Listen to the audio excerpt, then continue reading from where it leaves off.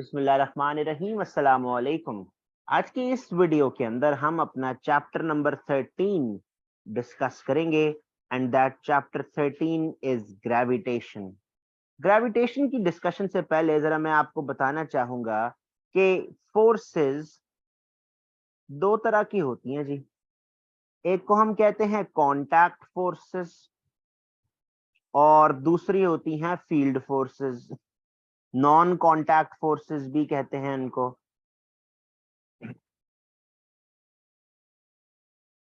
Right, तो मैं आपको बता रहा था फोर्सेस को हमने दो कैटेगरीज में डिवाइड किया है। एक है कांटेक्ट फोर्सेस और दूसरा है field forces.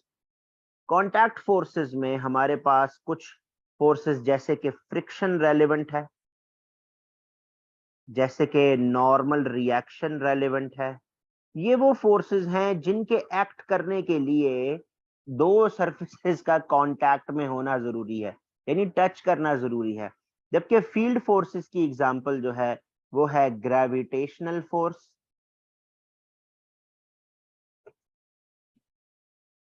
Electrostatic force, magnetic force.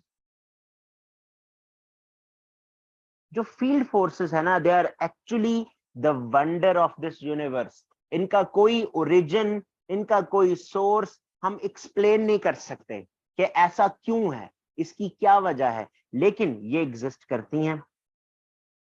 जैसे कि ग्रेविटेशनल फोर्स हमने नोटिस किया है, हमें ऑब्जर्वेशन से पता चला कि ग्रेविटेशनल फोर्सेस का ओरिजिन जो होता है वो होता है मैस। लेकिन क्यों दो मैस वाले ऑब्जेक्ट्स एक दूसरे को अपनी तरफ अट्रैक्ट करते हैं, ऐसा क्यों है, इसकी कोई एक्सप्लेनेशन नहीं है। इसी तरह इलेक्ट्रोस्टैटिक फोर्सेस जो कि चार्ज पार्टिकल्स के दरमियान में है, तो असल में इलेक्ट्रोस्टैटिक फोर्स का ओरिजिन जो है वो चार्ज है। इसकी क्या वजह है, आप मुझसे पूछें सर पॉजिटिव पॉजिटिव रिपेल और पॉजिटिव नेगेटिव अट्रैक्ट करते हैं, ऐसा क्यों है, तो बेटा इसका कोई जवाब नहीं है। Actually these are all observational details of physics. इनको हमने ऑब्जर्व किया और हमने इनको लॉ बना लिया कि जी ऐसा ही होता है। अब इनको हम अपने फायदे के लिए आगे इस्तेमाल कर सकते हैं। मैग्नेटिक फोर्स मूविंग चार्जेस की वजह से होती है। क्यों होती है अगेन हमें नहीं पता। ठीक है जी। हमारा जो चैप्टर है gravitation, it is concerned with the gravitational force. तो अपनी डिस्कशन को हम यहां पर आगे बढ़ाते हैं। ग्रेविटेशनल फोर्स,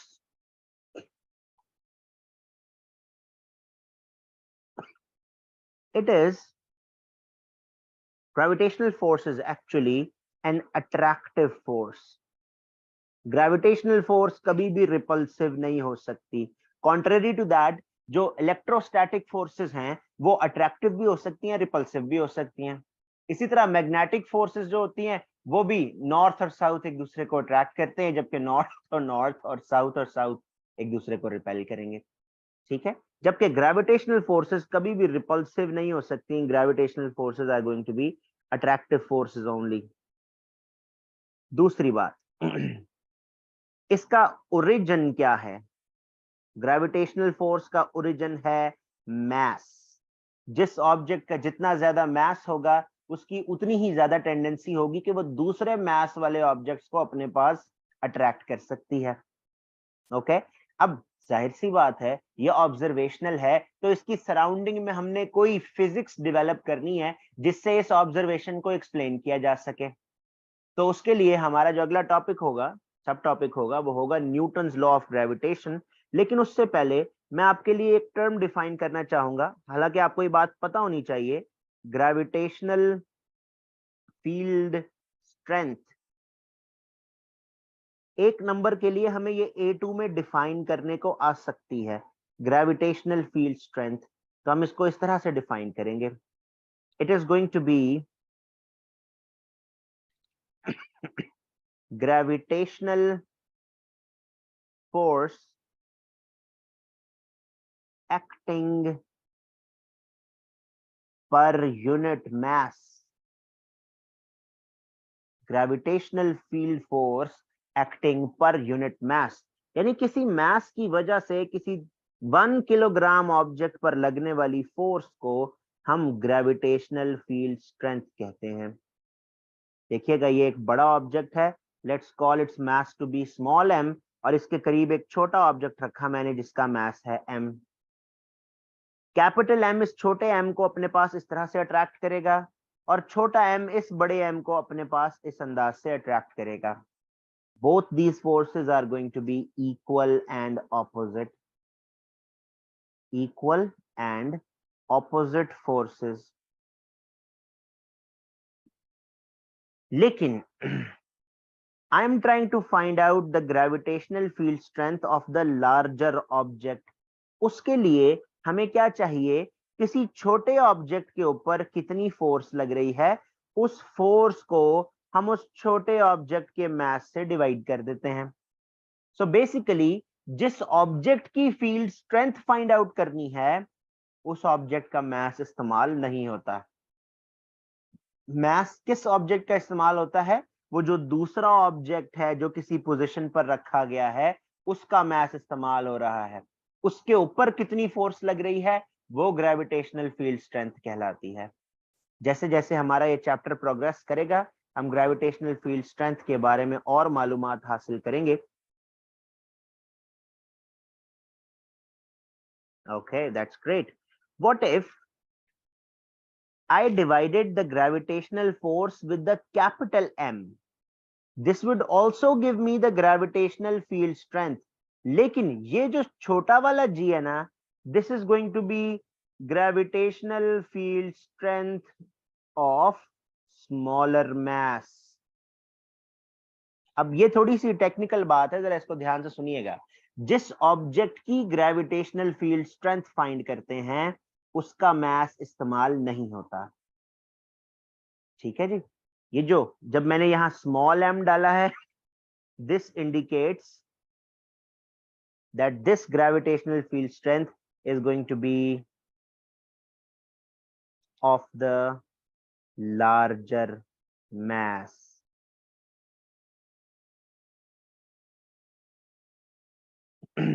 जल्दी से यहाँ इसका यूनिट भी बताता हूँ, फिर उसके बाद आपके सवालात लेते हैं। यहाँ पर F का यूनिट है न्यूटन, M का यूनिट है किलोग्राम्स, तो फील्ड स्ट्रेंथ का यूनिट बन गया न्यूटन पर किलोग्राम्स।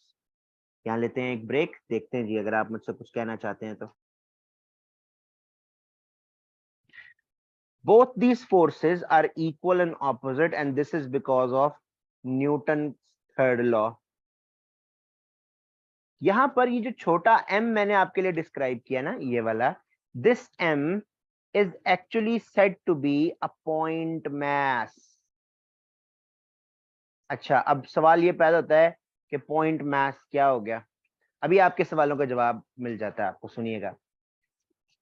आपको ओ लेवल में याद पड़ता होगा, हमने ना एक बड़ा पॉजिटिव चार्ज रखा था और करीब एक और छोटा पॉजिटिव चार्ज रखा था और देखा था कि ये दोनों एक दूसरे को रिपेल करते हैं। तो ये जो ब्लू एरो यहाँ बनाया है इसको हमने इलेक्ट्रिक फील्ड लाइन कहा था। तो ये इलेक्ट्रिक फील्ड लाइन बनाने के लिए जो छोटा सा पॉजिटिव चार्ज हमने यूज किया ना, इसको हमने पॉइंट चार्ज या फिर टेस्ट चार्ज कहा था। बिल्कुल इसी तरह फील्ड स्ट्रेंथ को डिफाइन करने के लिए ना हमने इमेजिन किया है कि एक बहुत छोटा सा ऑब्जेक्ट है जिसका मास निग्लिजिबल है, लेकिन है, ना होने के बराबर है लेकिन है। So actually a point mass it's simply a very small object, very small object of negligible size। Actually हम फील्ड स्ट्रेंथ को डिफाइन करने के लिए ये पॉइंट मास के आइडिया को इस्तेमाल करते हैं। पॉइंट मास का मतलब है जी एक बहुत छोटा ऑब्जेक्ट है और उसको किसी बड़े मैसिव ऑब्जेक्ट के पास कहीं रखा और उस छोटे वाले मास के ऊपर कितनी फोर्स लग रही है, that will be called the field strength. Field strength को डिफाइन करने के लिए हमने एक छोटा सा पॉइंट मास इमेजिन कर लिया है। चीजों की डेफिनेशन किसी और चीज के एतबार से, किसी और चीज के पॉइंट ऑफ व्यू से होती है ना, तो कैपिटल एम की फील्ड स्ट्रेंथ की डेफिनेशन के लिए हमने एक छोटा पॉइंट मास इमेजिन किया है, ठीक है। ये जो छोटा सा एम है, इसके ऊपर बड़े वाले एम की वजह से कितनी फोर्स लगेगी, that will be called the gravitational field strength of the larger object. Okay, यहाँ लेते हैं एक ब्रेक, देखते हैं कि आपको मेरा ये फलसफा समझ आया। Next I am going to show you gravitational line of forces या फिर field lines.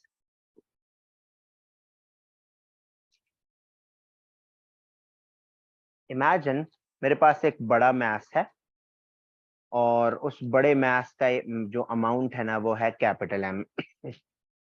Gravitational field strength बनाने के लिए या ग्रेविटेशनल फील्ड बनाने के लिए हम छोटे वाले मैसेस को इमेजिन करते हैं, जिसको हमने पॉइंट मास का नाम दिया है। तो मैं इसके पास इधर एक छोटा पॉइंट मास रखता हूँ, ये पॉइंट मास इसकी तरफ अट्रैक्ट हो जाएगा। अगर इधर मैं रखता हूँ छोटा एम, वो इसके सेंटर की तरफ अट्रैक्ट होगा। इधर छोटा एम रखता हूँ, छोटा एम यहाँ असल में पॉइंट मास है। अगर यही छोटा एम मैं यहाँ रखता हूँ तो वो इस तरह ऊपर की तरफ अट्रैक्ट होगा। सो ये जो यहाँ ब्लैक एरोज मैंने आपको बनाकर दिखाए हैं, these black arrows are called gravitational lines of forces। अगर इस ऑब्जेक्ट के ऊपर मैं अलग अलग जगह पर इस मास को रखता जाऊं तो वो हमेशा इस बड़े मास के सेंटर की तरफ ही अट्रैक्ट होंगे। Thus, this pattern that is created around the mass, this will be called the gravitational field line pattern.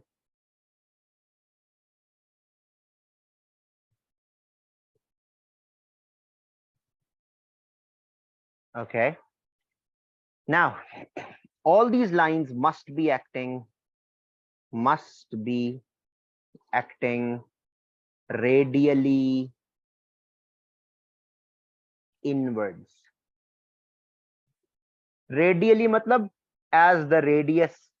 See, if this is the center, this must be the radius. If this is the center, this must be the radius. So you can see that these arrows are acting along the radius of the mass. That is why these arrows are called radially inwards। Inwards मतलब अंदर की जानिब, center की तरफ। Radially मतलब along the radius of the object। अच्छा, अब एक छोटी सी बात है, यहाँ बड़ी कॉमन सेंस की बात है लेकिन फिर भी मैं बता देता हूँ। मेरे पास दो ऑब्जेक्ट्स हैं, दो इंडिविजुअल ऑब्जेक्ट्स हैं, यानी एक का दूसरे से कोई ताल्लुक नहीं है। इसकी सराउंडिंग में फील्ड लाइन पैटर्न इस तरीके से बनाया गया है, जबकि इसकी सराउंडिंग में फील्ड लाइन का पैटर्न कुछ इस तरीके से बनाया गया। फील्ड लाइंस की जो डेंसिटी है वो इंडिकेट करती है कि कितनी स्ट्रॉन्ग ग्रेविटेशनल फील्ड है। ऐसा ही इलेक्ट्रिक फील्ड के केस में भी होता है। फील्ड लाइंस जितनी ज्यादा डेंस होती हैं या जहां पर करीब होती हैं एक दूसरे के, वहां पर field is considered to be stronger. So for this mass here it has stronger gravitational field strength, जबकि इसके लिए it has a weaker gravitational field strength. ये सिर्फ एक रिप्रेजेंटेशन है। एरोज जितने ज्यादा डेंस बनाए जाएंगे उतनी ही स्ट्रॉन्गर ग्रेविटेशनल फील्ड समझी जाती है। अच्छा जी, ध्यान से सुनिएगा मेरी बात। I am going to redraw a small part of it again, क्योंकि मैंने आगे बनाना था, आगे इस्तेमाल करना है उसी को, तो मैं जरा इंप्रूव करके बना के दिखाता हूँ। ओके, अच्छा, अब मैंने ये करना है कि मैं इसका इमेजिन करें कि ये ऑब्जेक्ट जो है ना ये था अर्थ। अब अर्थ को अगर दूर से कहीं से देखेंगे, अर्थ सिर्फ तभी आपको सर्कल की सूरत या स्फेरिकल नजर आती है, लेकिन अगर उसके कंपैरिजन में आप अर्थ की सरफेस पर मौजूद हो और अर्थ को ऑब्जर्व करना चाहें तो अर्थ तो आपको फ्लैट लगती है ना। You must all be aware of that flat earth theory. बहुत से लोग ऐसे भी हैं जो अभी तक ये समझते हैं कि अर्थ जमीन जो है वो गोल नहीं है, जमीन फ्लैट है। वो इसलिए क्योंकि हमारा साइज अर्थ की कंपैरिजन में इतना छोटा है कि जब हम अर्थ के किसी छोटे से हिस्से को सिर्फ ऑब्जर्व करें, इतने से हिस्से को, जब इतने छोटे से हिस्से को ऑब्जर्व करें, मैं इसको जरा जूम इन करके आपको दिखाता हूं जी। If you try and observe this small piece, small area of earth, it would appear as if earth is almost flat, and the field lines that you draw, they are going to appear almost parallel to each other, because earth appears to be flat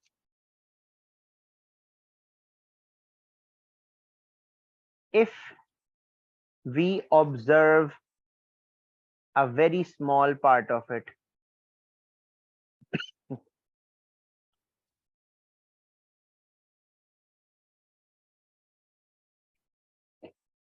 ये जो field lines सारी मैंने आपको बना के दिखाई थी ना, इन फील्ड लाइंस के लिए एक बड़ी ही इंपॉर्टेंट बात है।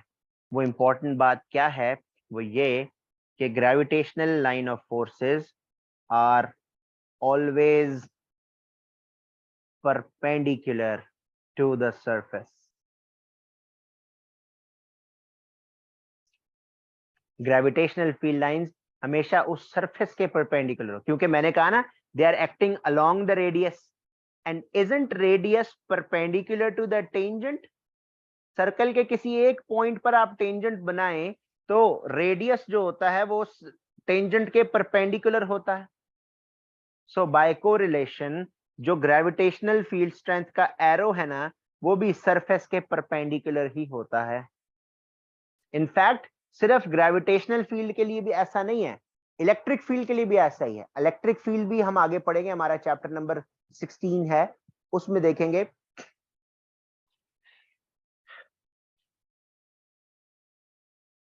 अब जब हम अर्थ के एक छोटे से हिस्से को ऑब्जर्व करके देखते हैं तो हमें जो फील्ड लाइंस हैं, gravitational field lines almost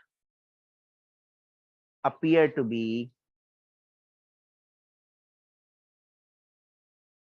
parallel to each other.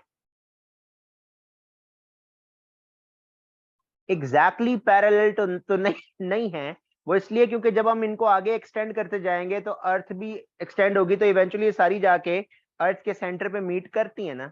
लेकिन जब छोटे से हिस्से को ऑब्जर्व करें ना, तो फिर इनके दरमियान का जो एंगल है ना, वो एक दूसरे से बिल्कुल तकरीबन सेम लगता है नहीं, लेकिन तकरीबन सेम नजर आता है, ऑब्जर्व किया जा सकता है। अच्छा जी, यहाँ लेते हैं एक छोटी सी ब्रेक, देखते हैं क्या आपके जहन में कोई कंफ्यूजन है तो मुझे। Okay, that's great, I am happy. Mogambo खुश हुआ कि आपको अभी तक सारी बातें समझ आई। आज अब हम अगली बात करते हैं आज के लिए, the next piece of discussion, that is Newton's law of gravitation.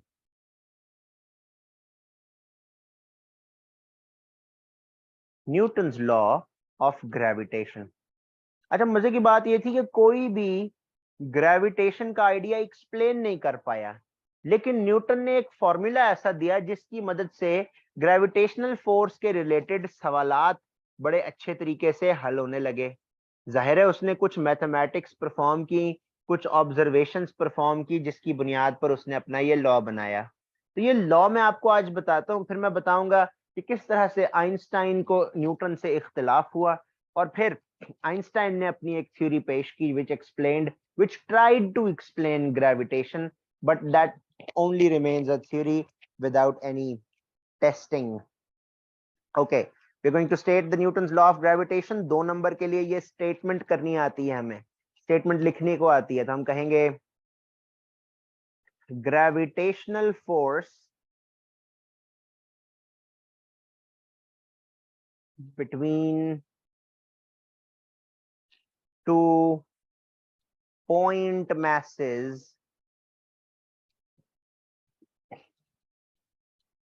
is directly proportional to product of masses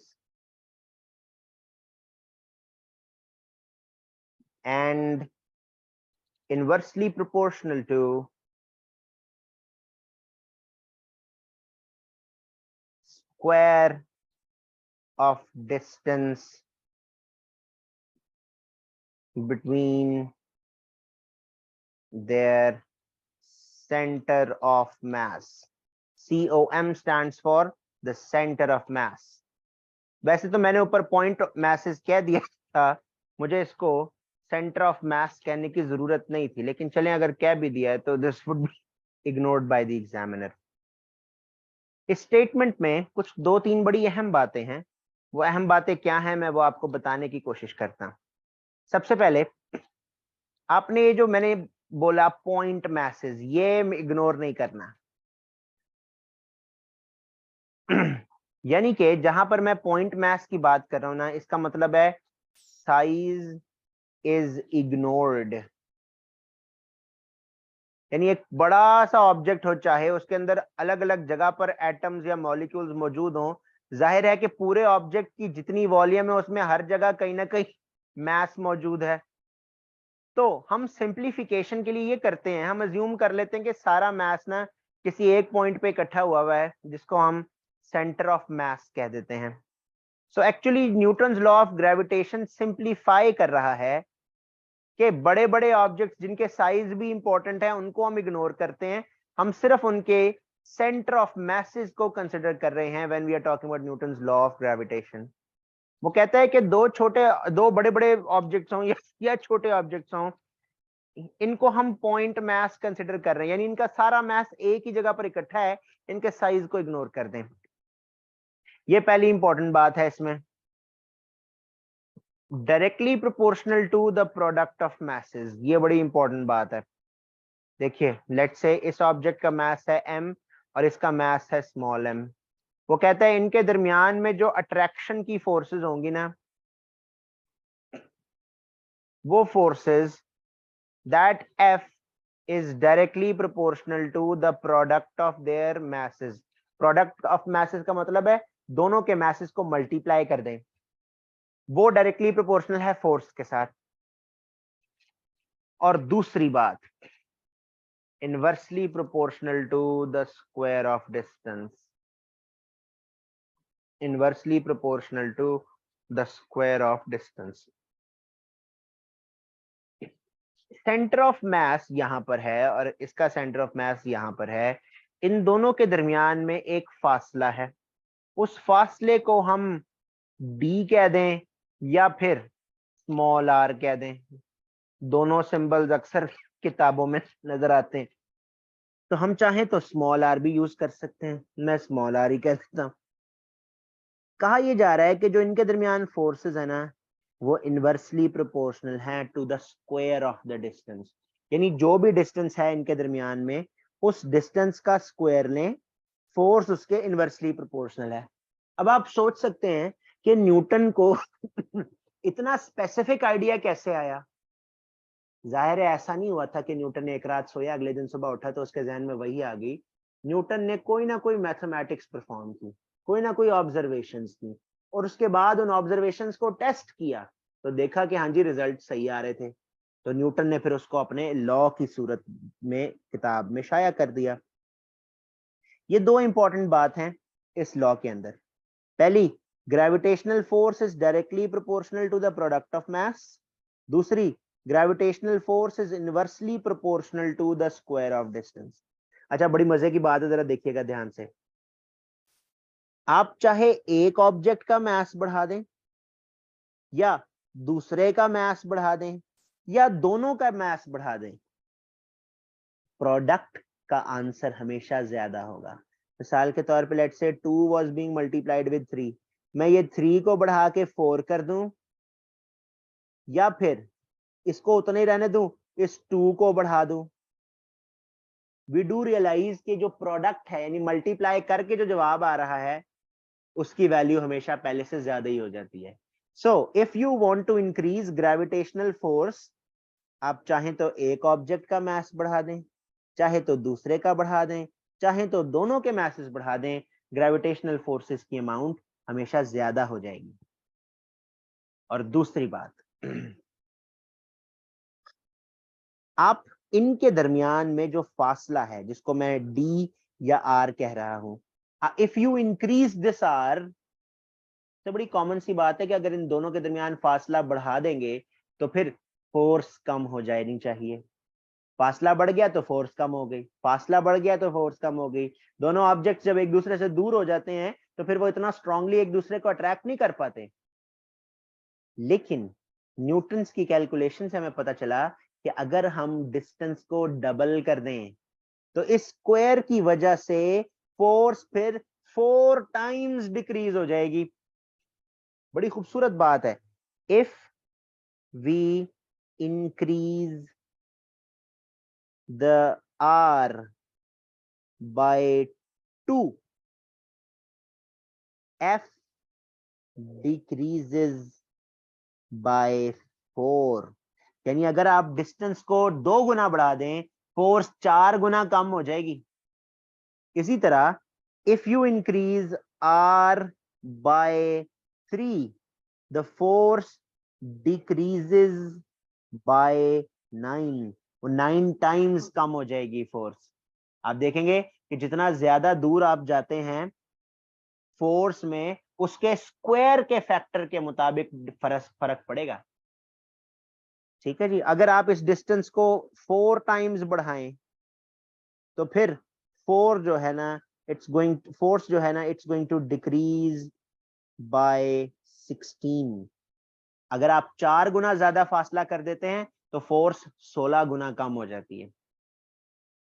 ठीक है जी, यहां लेते हैं एक ब्रेक, देखते हैं क्या आपको मेरी डिस्कशन अभी तक सारी समझ आ रही है। अब ये दोनों जो है ना, ये तो रिलेशनशिप्स हैं, अभी तक ये कोई फॉर्मूला नहीं है, तो हम इधर सिर्फ फॉर्मूला बनाना चाहते हैं। तो मैं इन दोनों रिलेशनशिप्स को मिलाकर एक फॉर्मूला बना के दिखाता हूं आपको। The force F was directly proportional to m into m and inversely proportional to the square of distance।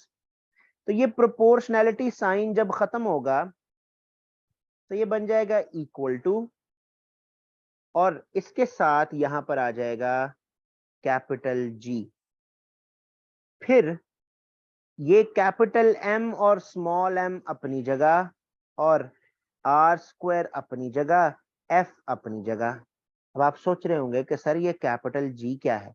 ये प्रोपोर्शनैलिटी कांस्टेंट है, इसको हम कहते हैं ग्रेविटेशनल कांस्टेंट। ग्रेविटेशनल कांस्टेंट, इसकी एक फिक्स्ड वैल्यू होती है जो कि हमें याद करनी है, 6.67 multiplied with 10 raise to power -11। Paper में गिवन भी होती है, अगर आप याद कर लें तो ज्यादा अच्छा है। यहाँ पर ये F ग्रेविटेशनल फोर्स है, इसका यूनिट है न्यूटन। कैपिटल M मास है, इसका यूनिट है किलोग्राम। स्मॉल m मास है, इसका यूनिट है किलोग्राम।